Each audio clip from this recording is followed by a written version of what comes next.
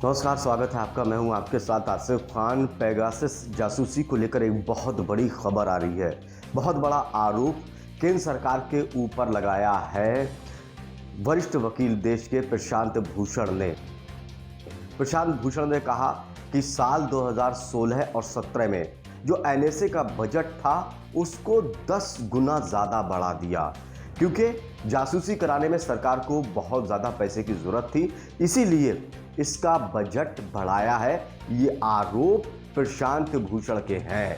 दरअसल 2016 और 17 में एनएसए का बजट करीब 33 करोड़ रुपए था और 2018 और 19 में 10 गुना बढ़ाकर इसके बजट को करीब 333 करोड़ रुपए कर दिया गया।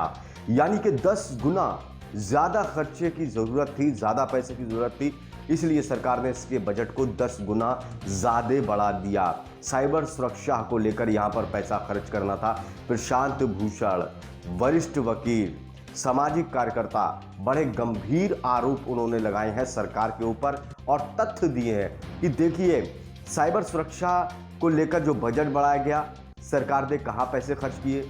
क्योंकि सुब्रमण्यम स्वामी ने एक सरकार से अनुरोध किया था कि इसको लेकर जांच होनी चाहिए कि इतने भारी भरकम खर्च कहां से और किसने किए हैं। सरकार को इसको लेकर जांच करनी चाहिए। ये खुद बीजेपी के वरिष्ठ नेता सुब्रमण्यम स्वामी ने आरोप लगाए थे कि पैसा कहां से आ गया।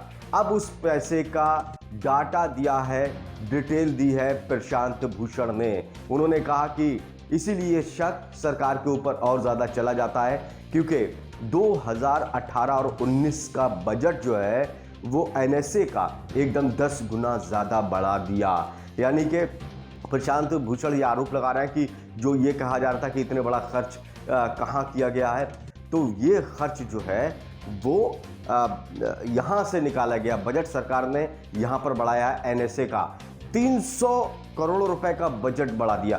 तो सवाल ये उठते कि क्या 300 करोड़ रुपए क्या यहाँ पर खर्च हुए हैं, जो 300 करोड़ रुपए का एकदम बजट बढ़ा दिया केंद्र सरकार ने।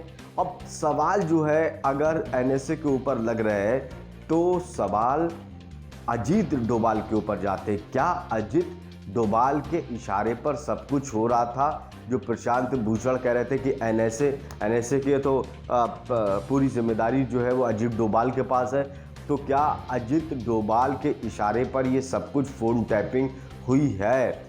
क्या अजीत डोभाल जो है इसके मास्टरमाइंड है, जो प्रशांत भूषण आरोप लगा रहे हैं? हालांकि ये आरोप है, सिर्फ कहाँ पैसा खर्च हुआ ये सरकार जवाब देगी, सरकार इसको क्लियर करेगी। लेकिन प्रशांत भूषण ने बहुत बड़े गंभीर आरोप लगाए हैं। देखिए, इसको मामले को लेकर सियासत बहुत ज़्यादा गर्म है। तथ्य निकल कर आ रहे हैं। विपक्षी पार्टियां जो है जो आरोप लगाए उसको लेकर तथ्य ढूंढ रही कि कहां से ये साबित करें कि जासूसी कराई है सरकार ने। हालांकि मानसून सत्र में इसको लेकर बहुत ज़्यादा हंगामा हुआ। राहुल गांधी, कांग्रेस के पूर्व अध्यक्ष, कांग्रेस के वरिष्ठ नेता, उन्होंने कहा कि जासूसी कराई गई है, मेरी जासूसी कराई गई।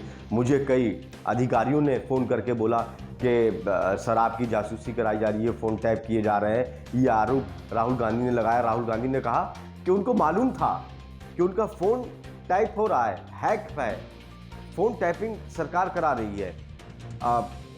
राहुल गांधी ने ये आरोप लगाए हैं। It is not only this phone. Every single phone of mine is tapped. Okay, and let me tell you another thing. I get phone calls from IB people who tap my phone. Okay, they call me up and say, please be aware that we are tapping your phone. Okay, so I also, by the way, my security people tell me, right, that they have to debrief what I say. They have to report to their seniors everything I say. So I'm under no pretensions that I'm not tapped.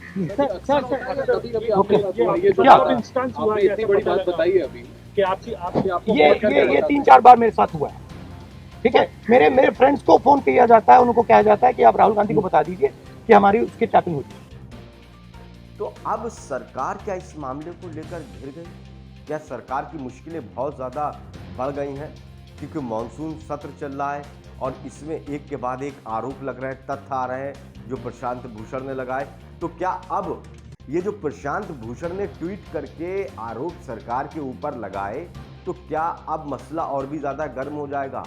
क्या विपक्ष के पास वो data भी आ गया कि जिससे शक की सुई सरकार की तरफ को और चली जाती है कि हाँ पैसा यहाँ से इस्तेमाल हुआ?